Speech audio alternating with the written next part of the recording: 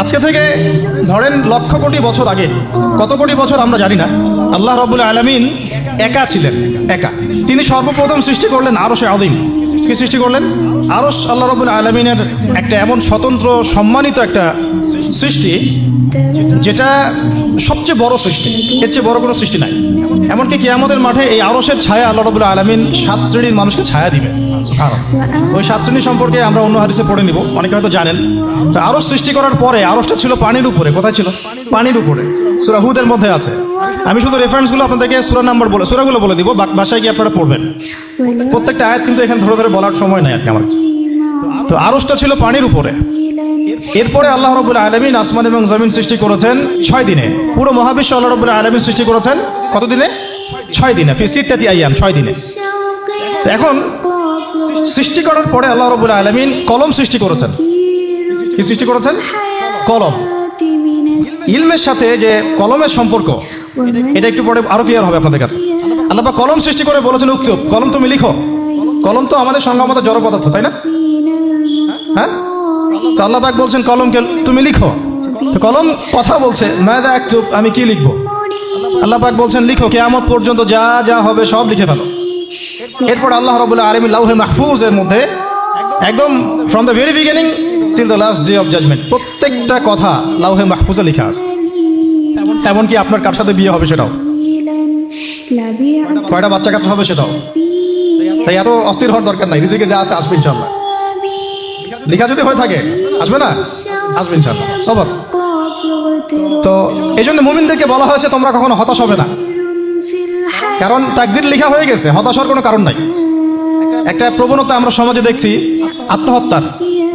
Young জেনারেশনকে আমরা নসিহত করবো যে ভুলেও নিজের জীবনকে বিসর্জন দিতে যাবে না। আল্লাহ রাব্বুল আলামিন আপনাদেরকে সৃষ্টি করেছেন তার ইবাদত করার জন্য এবং তার জমিনে তার দিনটাকে প্রতিষ্ঠা করার জন্য। হেলায় খেলায় আপনার জীবনটা নষ্ট করবেন না, ঠিক আছে ভাই? আল্লাহ বোঝার তৌফিক দান করেন। তো কলম সৃষ্টি করার পরে কিয়ামত পর্যন্ত সব লেখা হয়ে গেছে। এখন আমাদের এই পৃথিবীতে তো মানুষ ছিল না, ছিল? এদিকে মনোযোগ দেন। এই পৃথিবীতে কি আগে মানুষ ছিল? এই পৃথিবীতে আগে কি ছিল তাহলে বলেন? হ্যাঁ, মাশাআল্লাহ। এই পৃথিবীতে আগে কি ছিল? এখন ওরা নাই? সবার সাথেই কিন্তু একটা করে আছে, কমপক্ষে কয়টা করে?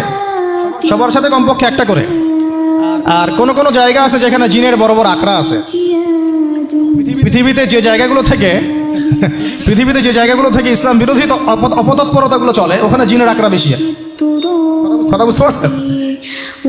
তো জিন জাতিকে আল্লাহ পাক ধ্বংস করে দিয়েছেন তাদের পাপের কারণে, আল্লাহ দ্রোহিতার কারণে, অবাধ্যতার কারণে। এখন আল্লাহ রাব্বুল আলামিন ইরাদা করলেন পৃথিবীতে আমাদেরকে সৃষ্টি করবেন, মানে মানুষকে সৃষ্টি করবেন। আল্লাহ পাক তার সমস্ত ফেরেশতাদেরকে একত্রিত করলেন। ঘটনাটা কিন্তু খুব ইন্টারেস্টিং। আমি জানি এখানে ওলামায়ে কেরামও আছেন, তবে আমি সবার জন্য প্রযোজ্য হয় এমন কথা বলারই চেষ্টা করছি, কারণ অনেকে হয়তো এগুলো নাও জানতে পারে।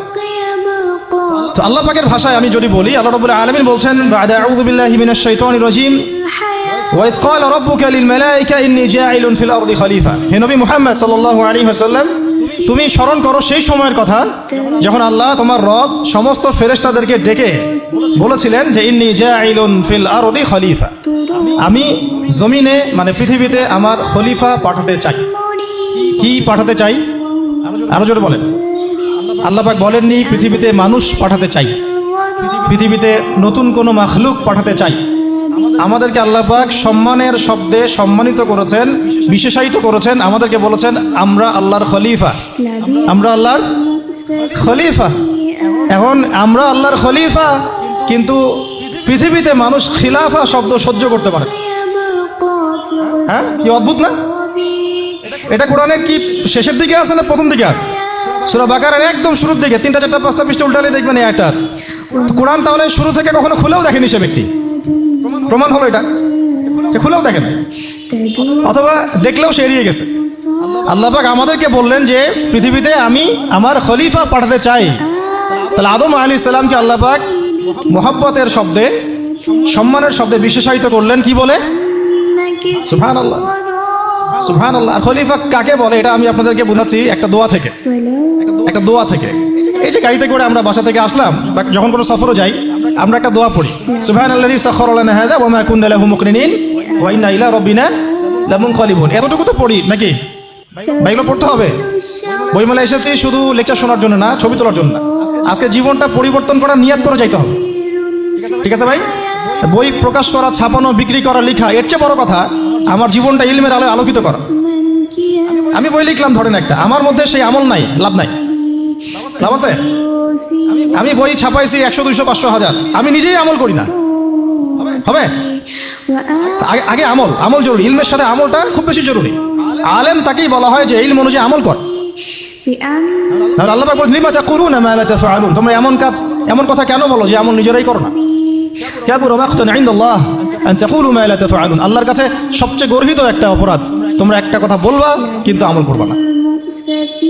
তো দোয়াটা মুখস্থ করবেন। এই দোয়ার নিচে একটা অংশ আছে, আল্লাহুম্মা আনতা সাহিবু বিস সাফারি। আমার কথাটা শুনেন, খলিফার অর্থটা বুঝেন। অনেকে তো অনেকভাবে ব্যাখ্যা করে আর কি।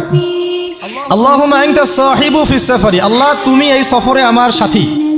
সফরে বের হওয়ার সময় দোয়া পড়ছি আমরা, আল্লাহুম্মা আনতা সাহিবু ফিস সাফারি, আল্লাহ তুমি এই সফরে আমার সাথী। ওয়াল খলিফাতু ফিল আহলি ওয়া মালি, আল্লাহ আমি তো বাসায় নাই, আমার বাসার আহাল মালের খলিফা হচ্ছে তুমি আল্লাহ। তাহলে খলিফা শব্দতে কি বুঝলেন? আল্লাহ আমার বাসার আহাল মালের খলিফা মানে কি? আমার স্থলাভিষিক্ত তুমি আল্লাহ। আমি ওখানে নাই বাসায়, আমি সফরে বের হয়ে গেছি। আমার স্ত্রী, আমার সন্তান, আমার মাল, আমার জান, এগুলোর দায়িত্ব তোমার, তুমি খলিফা। কত চমৎকার দোয়া। তাহলে পৃথিবীতে আমি আমার খলিফা পাঠাতে চাচ্ছি, তার অর্থ কি? আল্লাহ রাব্বুল আলামিন এই পৃথিবীতে আমাদেরকে তার প্রতিনিধি বানিয়েছেন। সুবহানাল্লাহ, সুবহানাল্লাহ।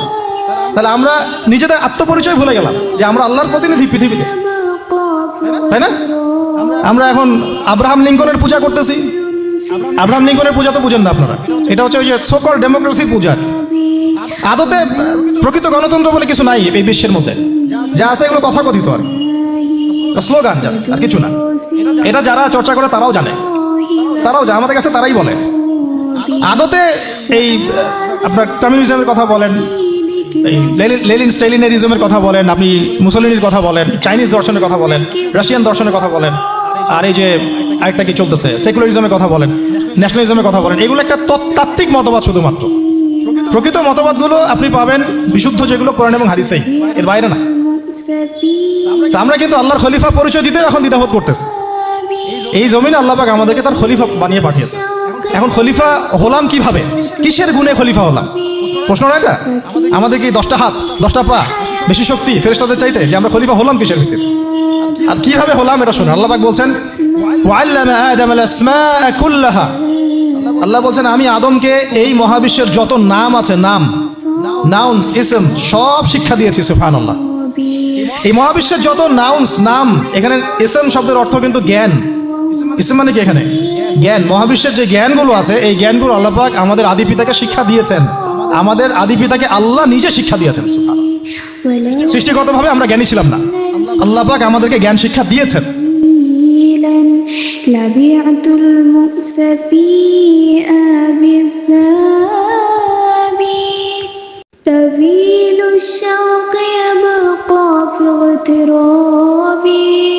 فكيف